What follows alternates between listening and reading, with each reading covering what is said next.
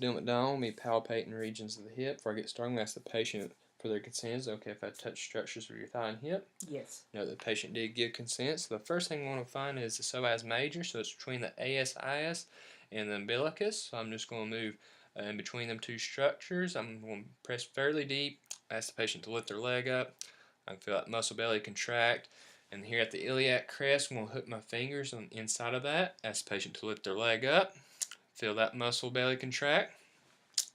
And then from the ASIS, I'm going to move inferiorly to the next bony prominence and ask the patient to lift their leg up, and that's the rectus femoris. Now I feel the proximal attachment pop underneath my fingers of the tendon.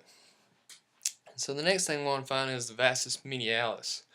And so I'm going to have it's better to do on the other leg for the camera angle, and so I'm going to ask the patient to straighten their leg out, and I can see that muscle belly, and I can strum across them fibers as they run in an oblique fashion.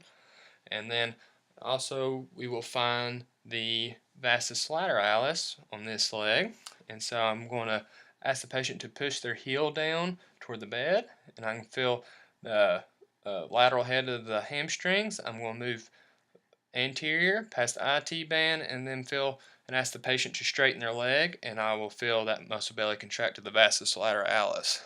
And then also the adductors group, I'm going to roll this the shorts up, and then here's the muscle belly, and I ask the patient to press against my hand, and I can feel that muscle belly contract of all the adductor groups.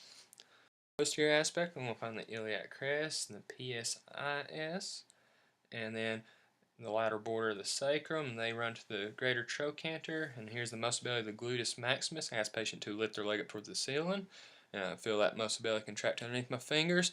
And then gluteus medius and minimus is between the iliac crest and the greater trochanter, and so I can strum across the muscle fibers, and I can ask the patient to slide their leg out, and I can feel the muscle belly contract underneath my fingers. And then the piriformis is on the lateral border of the sacrum and the greater trochanter, and it runs deeper than the gluteus maximus, and I can ask the patient to bend their knee and then push against my hand, performing hip external rotation.